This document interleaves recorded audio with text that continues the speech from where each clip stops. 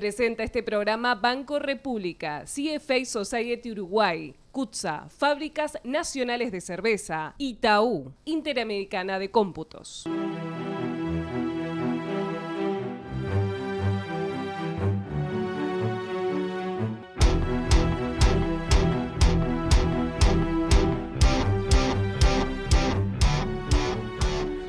Seguimos en ADN. El otro día comentaba que hay veces que Joaco, mi hijo de 10 años, me dice: papá, tengo hambre. Y siempre me planteo, ¿cómo hago para decirle que no hay nada? Si no tuviera nada. ¿Qué le digo? No, mira, Joaco, no hay, ¿no? No entraría en su cabecita.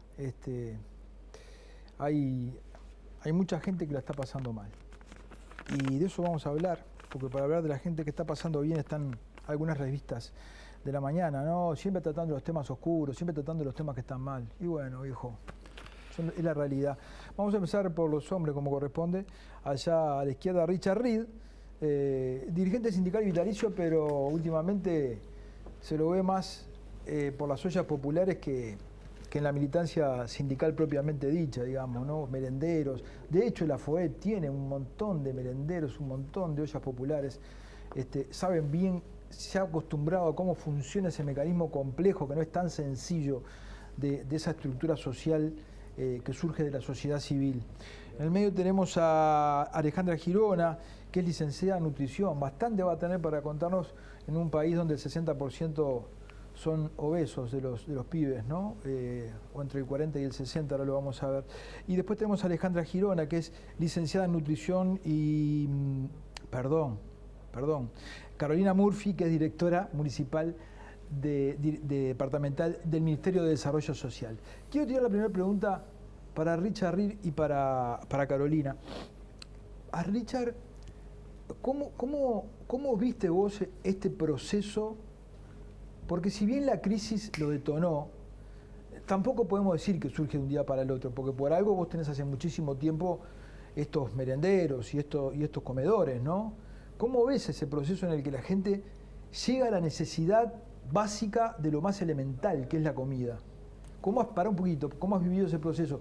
Y le quiero preguntar a Carolina, ¿con qué se encontraron en ese tema cuando llegaron ahora? O cómo es la situación después de la crisis, ¿verdad?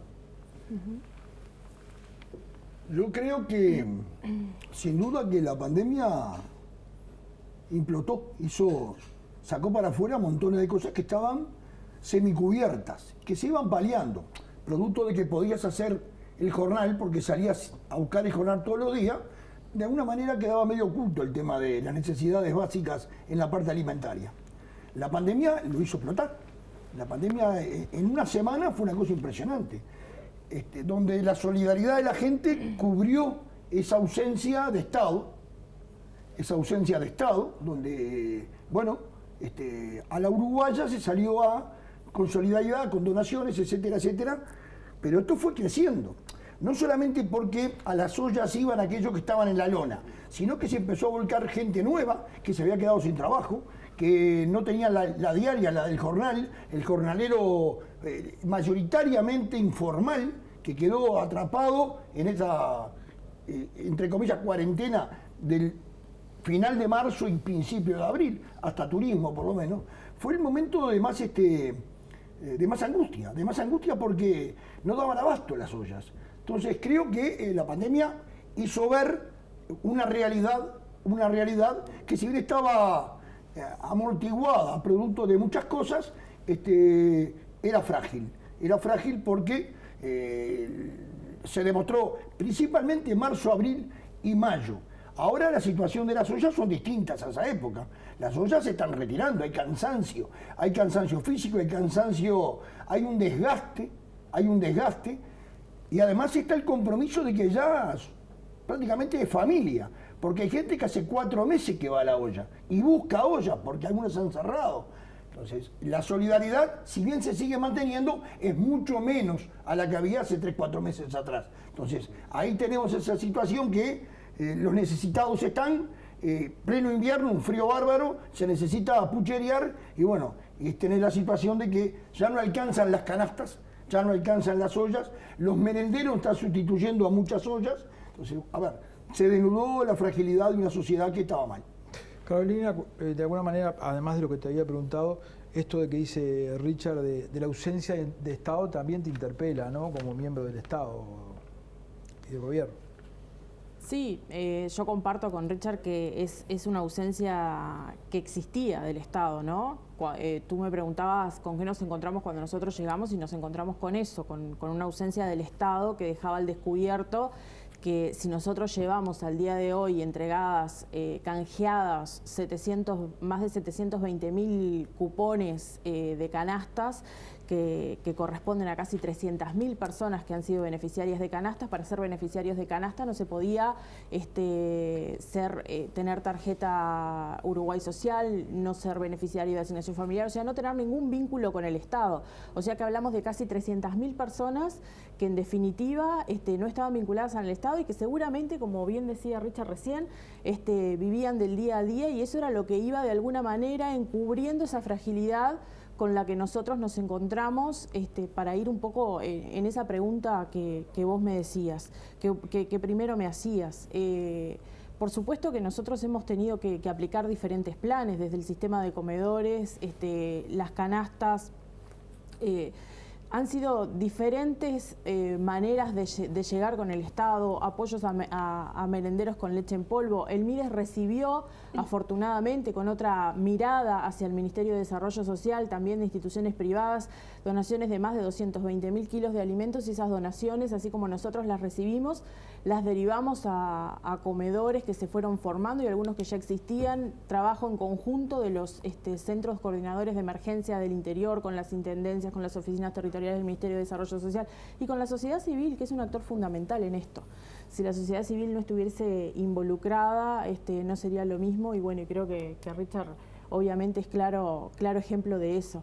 Pero 220.000 kilos de alimentos que fueron para ahí, más de 720.000 cupones de canastas canjeados,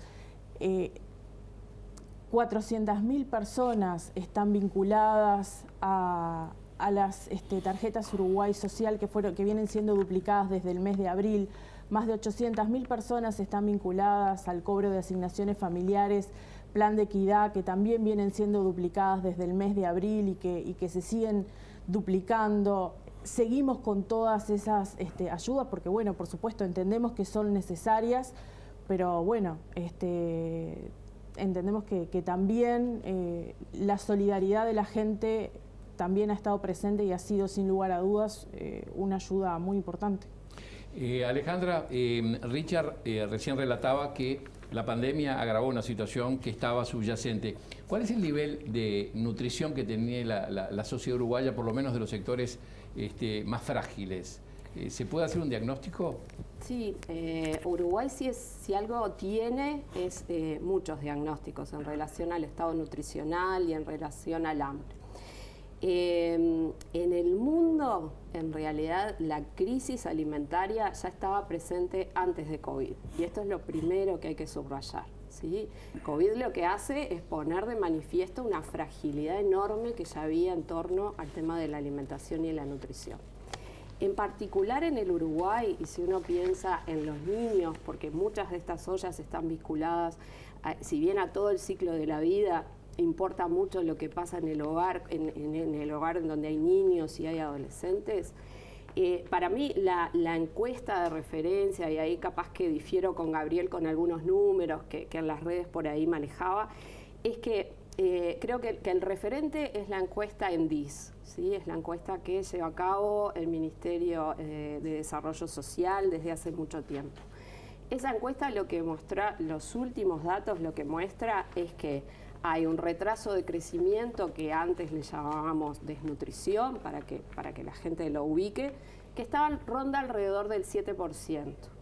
Después, cuando uno observa qué pasa con los niños hasta los 4 años, antes de cumplir los 5, hay un problema de malnutrición por exceso importante que tiene que ver con la calidad de alimentación a la que acceden muchos y muchas uruguayas, que entre el riesgo, el sobrepeso y la obesidad andan en el 40%, y después la emaciación, ¿sí?, que ronda el 1%.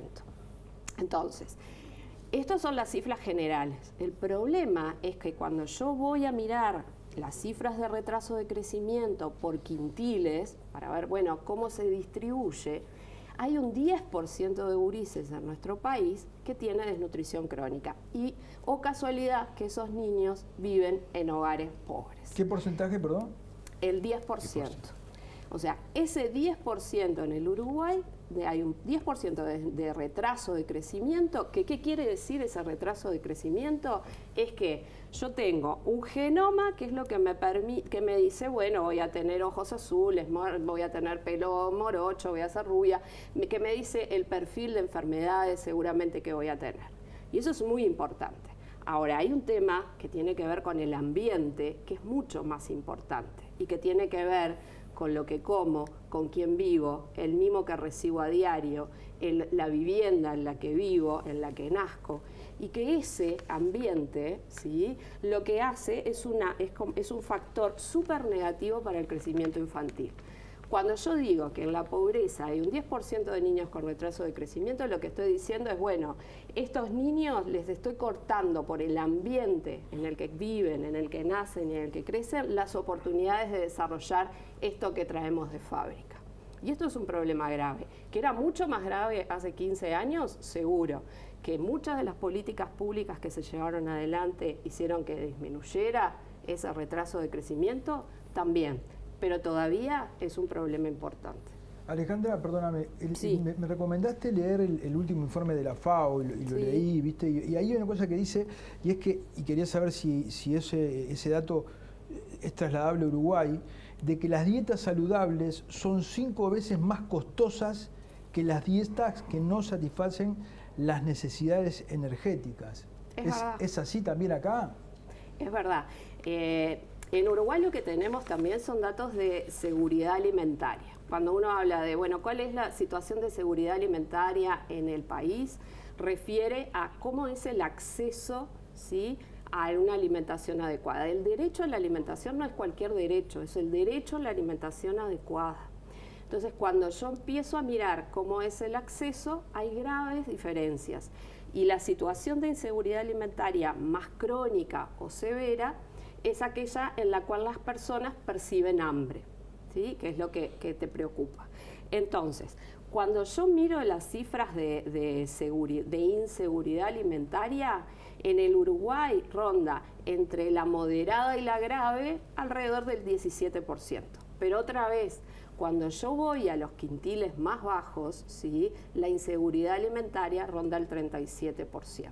¿Y esto qué tiene que ver? Tiene que ver con un sistema alimentario que fracasó, con un sistema alimentario que tiene dos cosas graves. Una es que el acceso a los alimentos no es igual para todos. Disponibilidad de alimentos tenemos en el mundo y tenemos en Uruguay. Es más, tú decías, todo lo que se tira, y es verdad. Entonces, el problema tiene que ver con el acceso y tiene que ver con el precio de los alimentos. Con precios de alimentos en donde el alimento dejó de ser un bien común, se convirtió en una mercancía y quien tiene dinero tiene para comprarlo y quien no, no. Entonces, hay dos problemas que pasan en el mundo y que el informe lo muestra y que también tiene que ver con nosotros, que es cuando yo a una familia le digo desde el discurso hay que comer frutas y verduras todos los días para estar sano, cuando a una familia le digo que sus niños tienen que tomar leche porque tiene calcio, porque tienen proteínas para que le permiten crecer, pero cuando yo eso no lo acompaño de políticas que permitan el acceso a estos alimentos, es que luego tenemos estas consecuencias. Y estas consecuencias muchas, ¿se pueden revertir? Sí, pero muchas otras no. Entonces, creo que lo que no deberíamos hipotecar jamás tiene que ver con esto, con el crecimiento y desarrollo infantil. Richard, brevemente, antes de ir a la tanda, vos que sos muy observador y me has marcado cosas de que no es tan sencillo caer con 50 kilos porque la condición humana es complicada, ¿no? Pero, ¿qué tipo de familia es la que concurre a los merenderos y a las... ¿Son hijos de obreros? ¿Es gente que labura y aún así no le da para morfar? ¿Es gente que está marginada totalmente? ¿Qué tipo de gente es la que has ido captando vos en los merenderos y los de la FOEB? Lo mío es muy artesanal, ¿no? Es del trillo de barrio. Sí, Yo no tengo, sí. No hay un estudio. Sería una falta de respeto introducirme en un tema que es muy delicado y al cual no manejo información. Sí, por lo que yo percibo, y no soy de los que percibe más, hay gente que tiene mucho más trille que yo en esto, está condicionado al barrio, a la zona, ¿verdad? Nosotros como gremio asistimos a ollas acá cerca de Reducto, ¿no? Es un perfil del barrio distinto a lo que podemos tener en otros barrios. No quiero estigmatizar, pero está planteado de esa manera. Con los merenderos, por ejemplo, nosotros tenemos gente laburante, que la merienda es un apoyo, es un complemento. Muchas veces no sustituye a la cena, pero anda pegándole en el palo. Claro. Que la ausencia de la merienda, que puede ser sábado y domingo, vos lunes te das cuenta que realmente era apreciado esa merienda. Entonces, hay de todo. También hay mucha gente que, con mucha vergüenza, gente que perdió el laburo, que le cuesta ir a la olla con el tupper para levantar, pero eso lo vimos en el 2002 también, ¿no? Mucha gente que se quedó sin empleo, la vergüenza de estar haciendo fila porque, pedían trabajo. Lo que dice el comentario anterior refiere justamente a eso. Está muy bien señalar cuál es el alimento saludable, etcétera, etcétera, pero seguimos teniendo 400.000 trabajadores que ganan menos de 20.000 mangos. Entonces, por lo tanto, está fantástico, pero la realidad es otra. Entonces, yo creo que una gran política revolucionaria es que todo el mundo tenga acceso a alimentación, a una canasta básica que le pueda permitir a cualquier padre de familia, madre, tener a los chiquilines con el mínimo. Hoy en las merenderos, el problema no es el pan, la torta frita, el dulce, no, es la leche. Entonces, es increíble que en un Uruguay, con la cuenca lechera que tenemos, el problema sea la leche. El acceso a la leche en polvo o a la leche en sachet es el problema de los merenderos. Han cerrado muchísimos. Algunos se fueron de toda la semana para sábado y domingo. Entonces, por tanto, el perfil de la población que asiste es de todo. Hay laburantes, hay gente que no labura, hay gente que esperaba todos los meses la tarjetita, y hay de todo. Lo que sí digo es que si se retiran las ollas, si se retiran los merenderos, la crisis que se genera es enorme. Va a pasar porque mal. son cientos y miles de personas, hablo por Montevideo, cientos y miles de personas que con su botellita van a buscar porque de pronto es el único morfi del día, capaz. No sé si el único morfi del día, quizás no todavía, pero es un complemento muy importante. El problema es sábado y domingo. Nos vamos a una tanda y seguimos hablando de los uruguayos y el hambre, los uruguayos y la alimentación.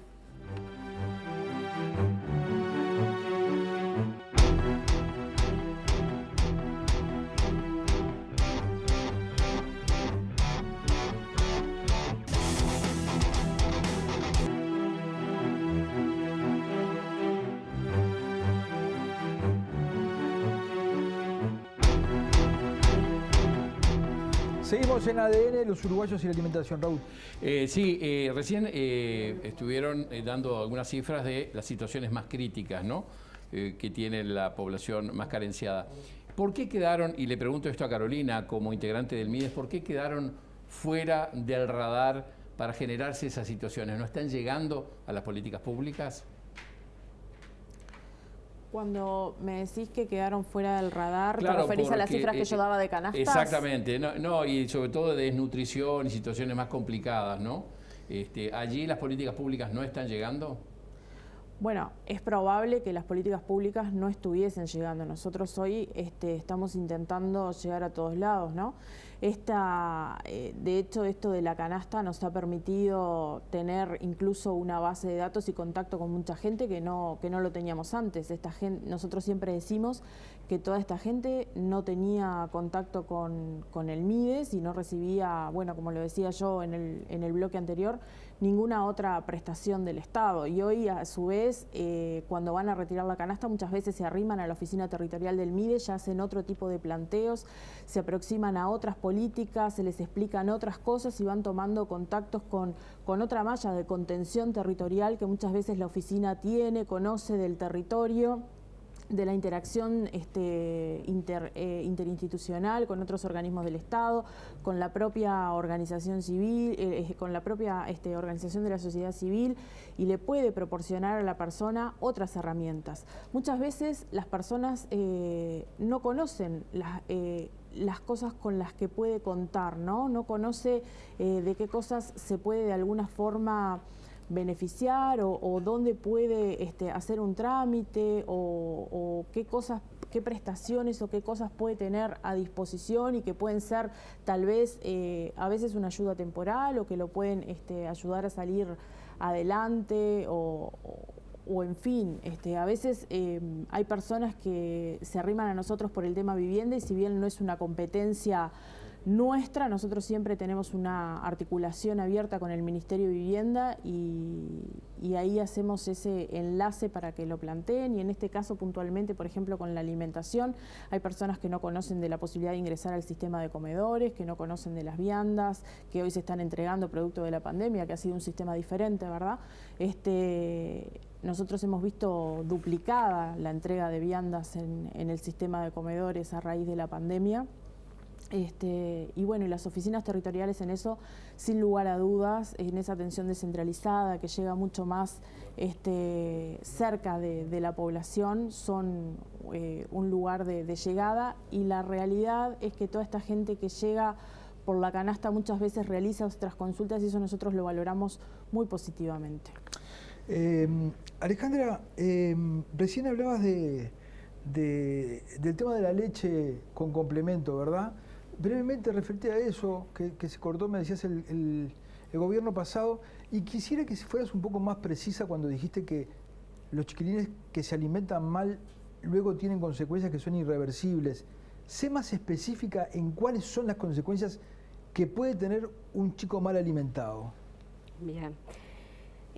Lo primero es que cuando uno dice, bueno, ¿cómo me alimento? ¿Qué estilo de vida tengo? ¿Cómo es las prácticas de crianza? ¿Dónde vivo? ¿Dónde nací?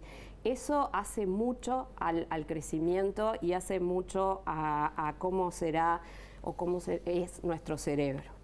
Y esto tiene que ver porque por suerte la evidencia lo que muestra es que nosotros tenemos determinados nutrientes que necesitamos para crecer. Y crecer en etapas en donde hay 3 etapas fundamentales para el crecimiento de los seres humanos, que tiene que ver con la etapa de la gestación, que tiene que ver con los 2 primeros años y que tiene que ver con la pubertad.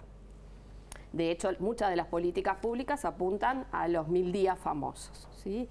Entonces, hay cosas que son irreversibles porque ese cerebro, ¿sí?, se forma con nutrientes críticos, que tienen que ver con proteínas de alto valor biológico, que tienen que ver con hierro, que tienen que ver con zinc.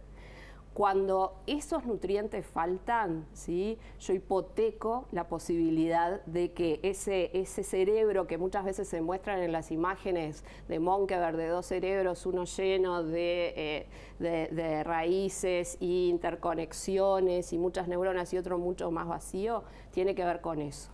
Necesito ambiente, pero nutrientes críticos. La casualidad, o no, es que cuando yo estoy hablando de canastas de alimentación, en general son muy pobres en estos nutrientes críticos que yo entrego, ¿tá? En general, cuando las canastas se forman con alimentos energéticos, que están bárbaros, que se necesitan, y cuando yo tengo hambre, obviamente que va a ser bienvenido el arroz, los fideos y la polenta, y el aceite. Pero con eso no aseguro crecimiento, y eso hace muchísimo tiempo que está demostrado. Entonces, este es el momento también de repensar las prestaciones vinculadas a la alimentación. Eso por un lado. Lo segundo, vos decís, la anemia. El dato 2011 de los menores de 24 meses en el Uruguay, que es el último dato oficial que tenemos, decía, bueno, hay un 30% de niños que presentan anemia por deficiencia de hierro. Cuando yo digo por deficiencia de hierro, quiere decir que no estoy pensando en otra patología. Estoy pensando porque no comí hierro. ¿Ese hierro dónde está? Está en las carnes, está en la leche que la industria fortifica, fundamentalmente. Y en otros alimentos también, pero fundamentalmente en esto. Un país que se jacta de vacas, más vacas, más vacas, más vacas. Un país que es productor de leche con una industria enorme, resulta que hay niños en el Uruguay que no logran consumir diariamente esto, y esto trae aparejado la anemia. La anemia, ¿sabes con qué está vinculado? Con el desarrollo cognitivo, además de la inmunidad. Y el desarrollo cognitivo está vinculado con lo que pasa después y con lo que rindo en la escuela, y tiene que ver con lo que voy a ganar como adulto. Y entonces se genera ese círculo, que es lamentable que volvamos a discutir, del círculo de la desnutrición y de la pobreza. Entonces, ¿es reversible? Sí. Hoy ya los estudios no hablan solo de los 1000 días, sino hablan de los 7000 días de importancia para el ser humano, donde ahí hay que invertir, ¿sí? Los primeros 1000 días, los primeros 2 años, seguro, pero mucho más también. Me importa qué va a pasar en la escuela con ese niño y qué va a recibir, qué va a pasar con un adolescente que hoy no tiene asegurado el acceso a los alimentos. Y tiene que ver con eso, con crecimiento y bienestar a futuro. Richard, que todo esto pase después de 3 gobiernos del Frente Amplio. Digo, con todo el discurso sobre los más pobres, ¿no? ¿A vos te llama la atención o no necesariamente? ¿O has aprendido con todo esto, con el pasar de los años y tus canas, que hay cosas que trascienden la ideología y los partidos y que son difíciles de cambiar y que la condición humana es compleja? ¿Cuál es el pasado? ¿Qué pensás vos? Yo tengo un cruce en mi cabeza permanentemente. Me imagino. Porque es el tema de las prioridades, de los gastos, del uso de los dineros públicos. Si la prioridad era el Antel Arena de 100 millones de dólares, bueno, la prioridad es mejorar los barrios periféricos en Montevideo que nunca tuvieron vereda, y que el chiquilín, el padre, el abuelo, cada vez que llueve se embarran las patas porque no hay vereda. Entonces, ahí hay una situación de, para resolver la identificación ideológica del gobierno. Y ahí creo que, ahí no creo que dé para dos discursos, está bien claro. Yo creo que se hizo bastante, se hizo mucho. Se tomó un país que venía de una crisis importante en el 2002, si bien saliendo en la economía, estaba endémicamente en los asentamientos y la marginación estaba planteada. Pero creo que después yo hubiera deseado una política mucho más intensa, principalmente cultural, también, porque no es solamente económico el tema, es cultural también. Porque hasta hace unos años, en los colegios, en las escuelas, los botijas al mediodía o en el recreo morfaban millones de calorías y grasas, ¿verdad? Entonces, creo que tiene que haber una política educativa sobre la ingesta, sobre los buenos hábitos en la alimentación, y haber promovido realmente una canasta al alcance de la gente. Tenemos 5 o 6 vacas por cabeza en este país, ¿verdad? Se exporta leche para todo el mundo. Y no es creíble que haya un 10% de gurisitos nuestros que estén desnutridos. No es creíble. Que le falte hierro. Entonces, a ver, algo falló. En algo hubo una distracción muy grande. Vuelvo a repetir, creo que se hizo y se hizo mucho. Ahora, después de 15 años con un crecimiento económico, una espalda enorme, yo creo que se tenía que haber hecho más. Y principalmente en el tema de las prioridades. Yo soy de lo que creo que hay que priorizar siempre al botija que está en situación más complicada, y después a los veteranos que ya no tienen respaldo, no tienen vuelta y quedan a la vera del camino. Son los dos extremos en la sociedad al cual yo creo, ¿verdad?, que hay que dar una mano. Y creo que se cubrió con una tarjetita, y no es así. No es así, uno lo está viendo. Aparte, uno ve los comportamientos en los barrios. El laburante que va a la olla o que va al merendero tiene voluntad de devolver. En el caso nuestro, pongo un ejemplo, Paso Carrasco, los otros días fueron 3 madres con bordeadora, cortaron todo el pasto adelante y atrás, y fantástico, porque tienen como la necesidad de devolver, ¿no? Pero hay otra gente que no, porque tú acostumbrada a que dame, es todo derecho y no tengo obligaciones, y como tampoco se le exigió, acordémonos aquello de que no era necesario que lo mandaran a la escuela, que igual darle la asignación, creo que hubo una política equivocada, muy equivocada de mi punto de vista. Yo creo en una sociedad de derechos y obligaciones. Entonces, como creo eso, creo que hay que tener a mano las prioridades ante una situación de crisis como la que estamos viendo. Teníamos que tener ya solucionado este tema. si no hubiera sido, vuelvo a repetir, si no hubiera sido por la sociedad civil, el PICNT no sé cuántas miles de canastas, nosotros mismos, la primera de los 15 días del MIDES tuvimos 3.000 canastas repartiendo con el MIDES y la Intendencia de Canelones. Si no hubiera sido la sociedad civil que saliera a cubrir el agujero que quedaba era enorme. Yo creo que teníamos que haber hecho mucho más. Bueno, Antonio Pelurero, miremos para adelante, ¿verdad? Porque hay una situación, hay que salir de esto, pero tiene que dejarnos una enseñanza. Richard, yo lo tiro arriba de la mesa. Hay una polémica sobre la mesa y tiene que ver con la alimentación escolar. Yo no quiero meterme en la discusión, pero hubo allí un llamado de atención. Normalmente se distribuyen 250.000 comidas y meriendas en total en las escuelas. Con la pandemia, cuando solo las escuelas atendieron la alimentación escolar, llegaron a 75.000, 80.000. Y ahí no está muy claro qué es lo que ocurrió entre una situación y la otra, porque si la gente ante necesidad de alimentación no recurrió al derecho que tenían los niños de alimentarse en las escuelas. ¿Alguno tiene una explicación de esto? En realidad, dos cosas. Una la anterior, que me parece que Uruguay tiene que mirar para adelante. Mucho se hizo, se bajó la pobreza, eso está claro, pero me parece que ahora es tiempo de mirar para quién va a liderar las políticas alimentarias en nuestro país. Lamentablemente, una ley, un proyecto de ley vinculado al derecho a la alimentación y la seguridad alimentaria nutricional en el Parlamento no salió durante el último periodo. Entonces me parece que eso hace mucho y que debería rescatarse y sacarlo, ¿sí?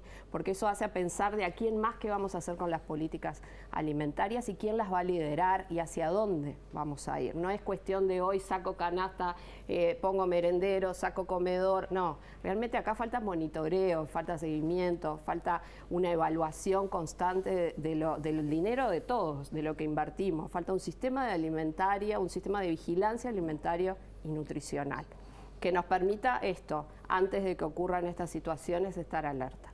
Lo segundo es que sería muy responsable decir que la gente que no fue en este tiempo a buscar la vianda no la necesitaba. Yo jamás me animaría a decir eso.